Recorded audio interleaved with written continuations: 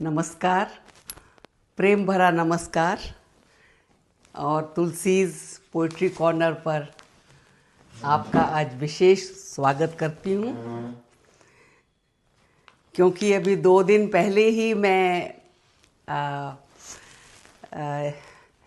एक बेहद ही खूबसूरत और शांत भूटान से वापस आई हूँ, जहाँ प्राकृतिक सौंदर्य है, प्राकृतिक शांति है और लोग भी वहाँ के बहुत सुंदर हैं और बहुत शांत हैं।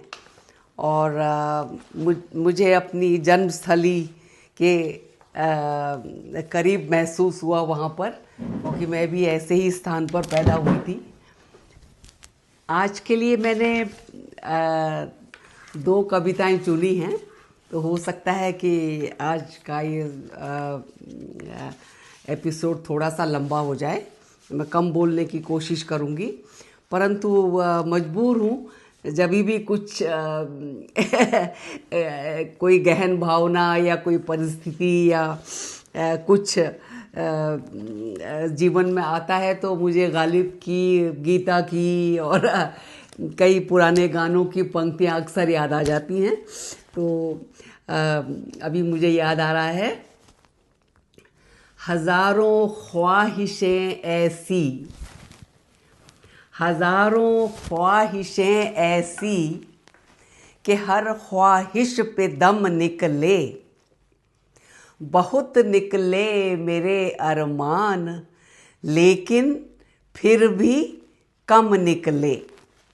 तो ये गालिब तो जीवन के विषय में लिखते थे, और मैं कहना चाहूँगी कि अगर हमारे कुछ अरमान नहीं होंगे, हमारे कुछ उद्देश्य नहीं होंगे, हम में कुछ उत्साह नहीं होगा, तो जीवन व्यर्थ है।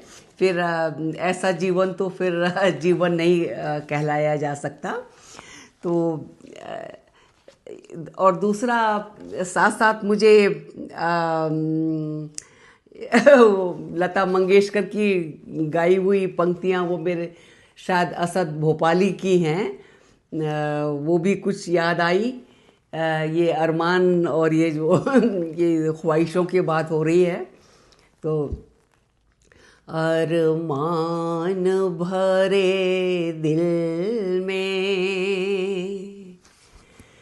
जख्मों को जगा दे दे, भड़के हुए शोलों को कुछ और हवा दे दे, बनती है तो बन जाए ये जिंदगी अफसाना, ऐ मेरे दिल ए नादां। अब गीता कहती है कि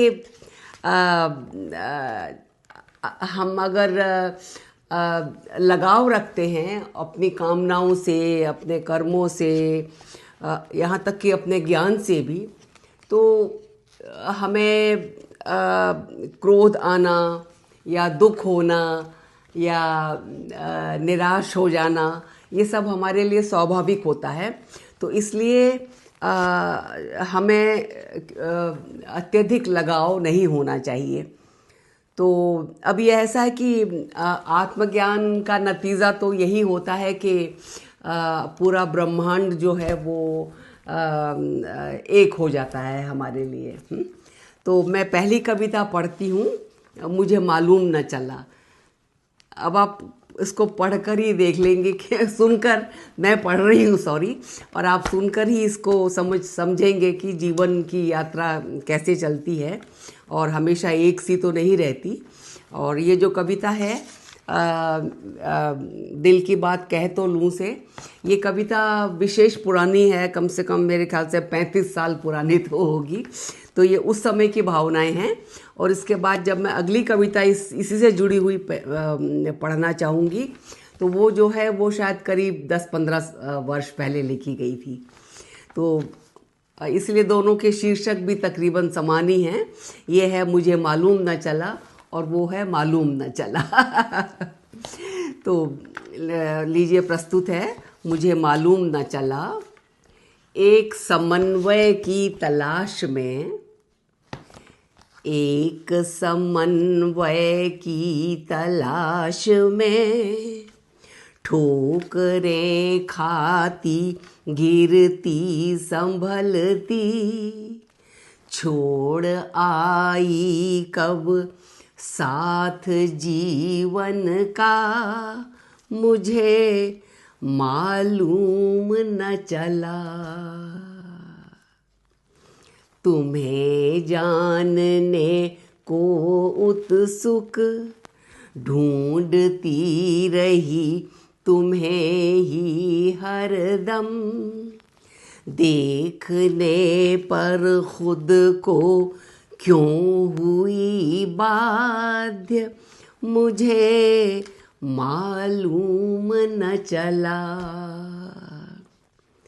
अनजान राहों पर अपना ही पीछा करती, कब आ पहुँची दूर, मुझे मालूम न चला। अंधेरे उजालों बस्तियों वीरानों में, चलती ठहरती मुसाफिर तन्हा, तन्हाई कब बनी चमन,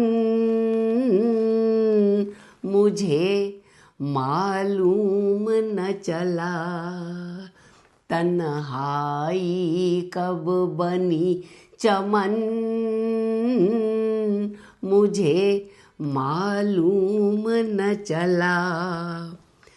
पथरीली भी थी राहें, पीड़ा अथाह जानी थी, बन गई कब अपनी दवा,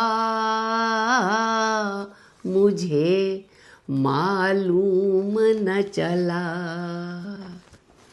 अब दूसरी कविता सुने, जो थोड़ा सा मेरा अज्ञान शायद कम हुआ होगा तब की है। प्रतीक्षामय गुजरते क्षण, ये है ये। प्रतीक्षामय गुजरते क्षण, कब दूर क्षितिज तक पहुँचे, स्वर्णिम विस्तारमय प्रदीप्त हुआ हृदय गहन, मालूम न चला।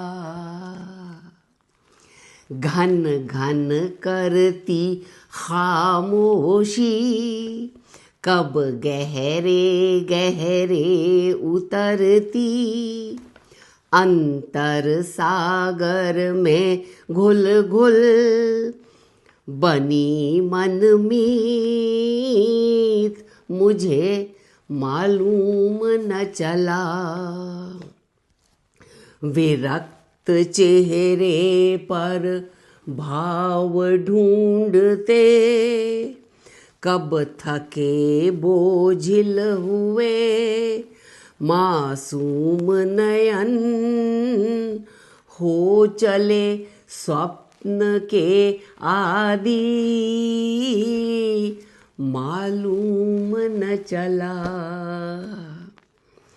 सौंदर्य बृहद, सौंदर्य बृहद दृष्टि दूरतम, कब हुआ रूपांतरित एकाकीपन, उमड़ते घुमड़ते प्रेम गीत लिए, आ पहुँची द्वार तुम्हारे,